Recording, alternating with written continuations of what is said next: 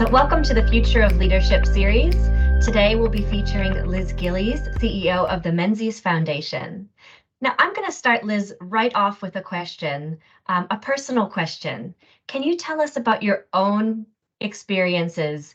What led you to where you are? How did you get to be in what I would consider, and I'm sure everyone else would, a position of leadership? Tell us a bit about your journey, and don't feel that you need to rush, because this is an important part to getting to know who you are. Thank you, Melissa. I think, Melissa, I've always been deeply motivated by purpose and social impact. I've always been very conscious about my good fortune, I suppose, in life, and had I've done many things in my life. I've worked in my career, and I've gone off and built businesses at other times over the last couple of decades, but I always come back to working around purpose and for social impact. It's the thing that I think I feel most deeply connected with, and it's the thing that motivates me the most. And can you tell our subscribers a little bit more about what the Menzies Foundation does? So the Menzies Foundation was established 45 years ago on the basis of a public fundraising campaign as a legacy and an acknowledgement of Sir Robert Menzies' extraordinary contribution to Australia. For 40 years, the foundation supported young Australians predominantly through scholarships and through medical research grants. And about 5 or 6 years ago, I think the foundation had a really good look at what it was doing and started to ask questions about the impact that it wanted to have going forward. And so 5 or 6 years ago, the foundation launched our catalytic strategy, which essentially is really how the foundation can contribute to a leadership movement that asks or encourages Australians to clarify their purpose, become aware of the sort of leadership capability they need to cultivate in order to act for the greater good. And so we do that by identifying leadership challenges and working on those leadership challenges to develop innovative ways to address those challenges at scale. And on the basis of that work, we get an amazing lens into leadership. It's quite extraordinary in the different dimensions in which we work, everything from working with Indigenous women in the Kimberley, with young people, at community, in citizen leadership at community level, with science entrepreneurs in the law, a whole myriad of different things. The same leadership capability comes up time and time again. Thank you. That lets us know a lot more about what the Menzies Foundation does. And, my biggest question today, and what we like to ask all of our interviewees, is what does leading for the greater good mean to you? What is leadership for the greater good? I think, Melissa, this is such an important question. It strikes me, even in the 5 years that I've been CEO of the Menzies Foundation, just the extent to which meta crises seem to be loom so large in our world. The advent of AI, our geopolitical situation, the situation with climate. These are all a suite of challenges that in combination can have times, to be honest, make me feel daunted by what's ahead of us. The one thing that sits at the heart of all of those challenges is how irrelevant a siloed approach is to solving those, how it requires us, each of us individually, to think collectively and to understand our relationship with the others or other, in order to actually even begin to contemplate how we might solve those challenges for the world. In addition to that, I think that the result of the world and where things are sitting at the moment is people feel very challenged by that. They feel very overwhelmed by the pace of change, by what the future looks like, by how they will see themselves in the future, by what their children's future will look like. Never in my life have I ever had that concern until in some ways recently. And I think that's largely shared. And it strikes me, Melissa, even more profoundly now in that context, about how leadership for the greater good is small and large all at the same time.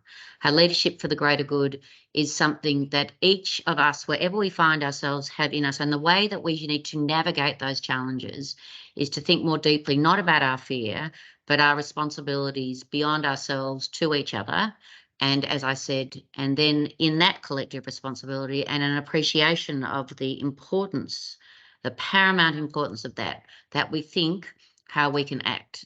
So one of the things that the Leadership Index does, the Australian Leadership Index, measures the kind of drivers of these perceptions towards leadership for the greater good. And the three drivers that we've identified are contribution, competence, and ethicality or integrity. Do any of these drivers ring true for you? And is there anything else you can tell us about that? I think, Melissa, they are the three pillars. So I think they're the things, and in a sense, your three levers are the things that actually sit as the pillars that the Menzies Foundation is building or contributing to this leadership movement around. So, we see in complexity, in uncertainty, the one thing that you have in finding yourselves in those situations is a sense of your purpose and values and principles. And yet, how many people think deeply about those values and principles, about what defines them, who they are, and what they want to be in the world? It's a simple and not a simple thing, if that makes sense, because it requires you to really be deeply honest with yourself, I think, to surface and take the time to contemplate who you are and what you are in the world. And so that integrity piece that you talk about, we see as absolutely the place to start. And everybody can do that. The other part of that journey is how well you know yourself. So, we do some extraordinary work with the Ethics Centre in our program with young leaders, and they point out some very important steps in deepening your own sense of purpose. Things like, how deeply you understand how wise you are, how you understand your influence, how you understand what as I said, there's this journey that you need to go on in order to really uncover or be clear on your purpose. And we see this integrity in this purpose piece and the journey of that. When things don't go well or you don't behave perhaps in the way you want, taking the time to think that through, to see it as a step in the journey is absolutely fundamental. I think you transitioned into my next question quite nicely, because I was thinking, how can you as a leader, or how can we as people who are striving for the greater good, guide those who are part of the new economy, who are developing the groundbreaking technology that's contributing to greater productivity and to really just economic growth and development in general? What can we do to guide those innovators? Well, to be honest, I think it's in combination, Melissa, which is why I'm so excited about the work we're doing in Regen Melbourne, which is just a marvellous combination of a whole lot of perspectives and skills and expertise and resources, and a really ardent desire to sit down and work together to solve those problems, to reimagine what community and connectedness and belonging might look like on the ground in communities.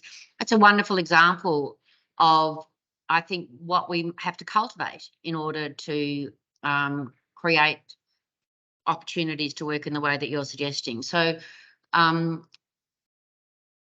it's this sense of non-siloed and deep respect for alternative or different expertises and how those things coalesce, and funding and supporting the containers to encourage people to come together in that way. So some very interesting. What the lovely thing about Regen Melbourne is, it is a collective of 160 organisations from every part of the community, and those lenses, people's different appreciation or sense of who they are in the context of those communities, is what offers us such an amazing opportunity to work collectively and together to drive through what's unknown, to drive through different perspectives, and, as I said, to work in a non-siloed way to solve a problem bigger than each of us individually, I think, in the collaboration. And I do think that's the way, when we think about economic development, we think about the future, it's going to be in those non-siloed spaces. It's going to be beyond the adversarialism, frankly, of politics, the cynicism about leadership. It's going to be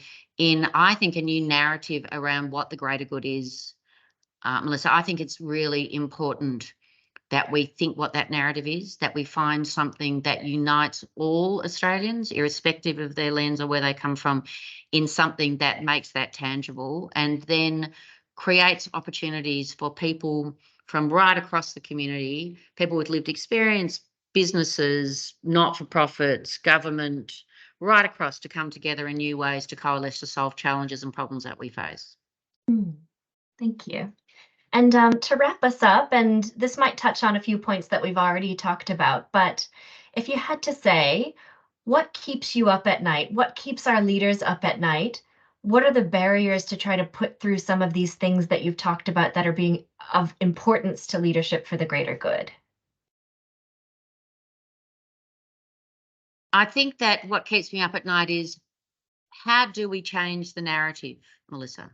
What's the thing that is going to really ask people to move beyond their current states and what I think is a lot of uncertainty and concern into something that encourages us to think of a new narrative about the future we want for ourselves, our children, and the country? It's an overwhelming question. You think about social media algorithms, for example, that are increasing polarization and moving people away from into more extreme positions. You think about some of the forces that are shaping our communities, climate change, when so much of what's suggested is glib and seems insurmountable in terms of what the future looks like. So I think the thing that keeps me up at night is we see this around us. We see evidence when people do coalesce, and yet the institutional constraints, the current narrative, the extent to which people are retreating, I think, into what concerns them, more into what's possible.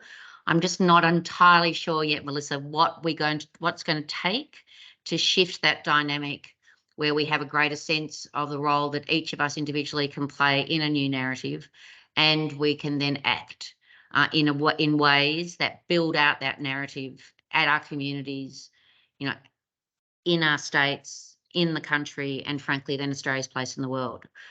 I don't have the answer to that, Melissa, but I'm absolutely, I think it's something that we all collectively need to think about, the narrative that compels people to move beyond where we find ourselves and to really deeply embody the greater good.